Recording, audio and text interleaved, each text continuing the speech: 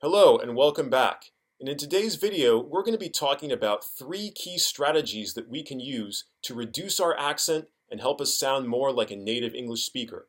So are you feeling frustrated at the way you're speaking English, and are you worried about making the wrong impression? In many ways, English is a language of rhythm and pacing. If we speak and our rhythm is off, that can cause us to send the wrong message to the native English speakers we're working with at our jobs or in our social lives. Many people think that once they understand the key vocabulary and grammar points in English, that means that their English language training is done. And in fact, vocabulary and grammar simply form the foundation of language understanding. There's a whole other layer of communication that goes on beneath that, and this includes things like pacing, stress, intonation, and tone. And it turns out that these forms of communication are actually far more important in our overall message than the words that we use themselves. And you're not going to find much training for this in an English language textbook. So in this video, I'm going to share 3 important strategies that you can use to help reduce your accent and sound more like a native English speaker. So let's talk about the first key strategy, and this is what I call stopping or pausing. Now, we don't tend to think of stopping or pausing as very important when we're in a formal English class.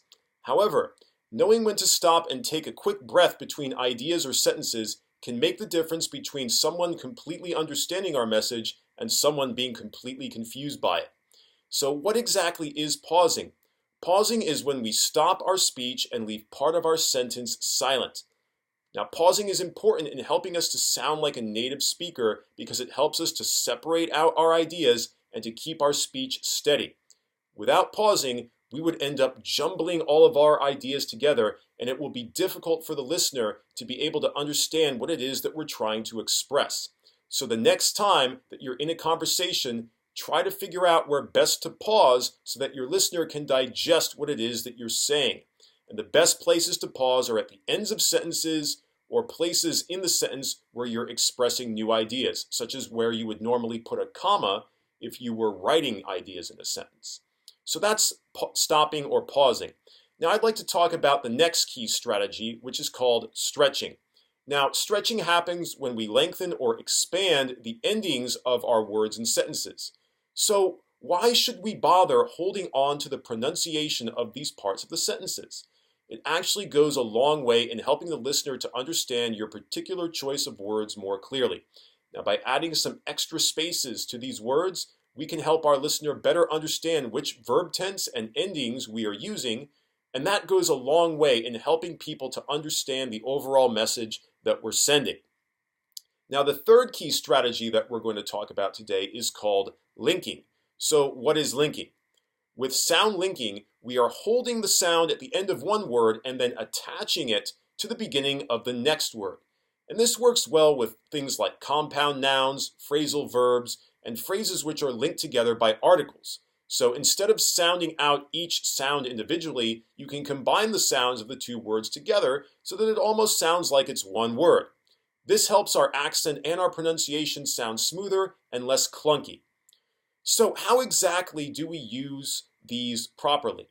Well, the above concepts introduce linking, stretching, and stopping, but how do we know when to use these concepts? The best ways to learn how to do this are to listen to native speakers in a variety of different contexts and settings. Now, here are some examples of what you can do. Firstly, pay attention to which words the native speakers are stretching, linking, and stopping with. Remember that English is a stress-based language, so make sure that you are paying attention to which syllables and words are stopped, linked, and stretched by the native speakers. The second thing that you can do is watch more American and English language movies and television. So another great way to help gauge the timing and the rhythm of English is to immerse yourself with native speakers. And part of the way you can do that is to watch more English language TV and movies. This is a great way to learn the subtleties of the language while being entertained at the same time. So after you've spent some time paying attention to how others speak, the next step is to record yourself speaking. And I really want to emphasize this because this has helped so many of my clients get so much better and understand where they're going wrong and what they can do to correct themselves. So I really do emphasize recording what you're saying and then listening back to it.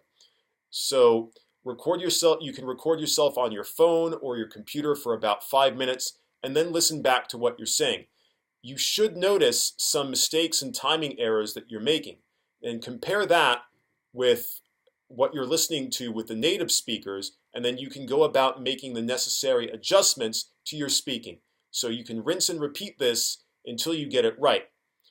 So these are the 3 tips that you can use to help reduce your accent and sound more like a native speaker. I hope you found these helpful, and we'll see you again in the next video. Take care.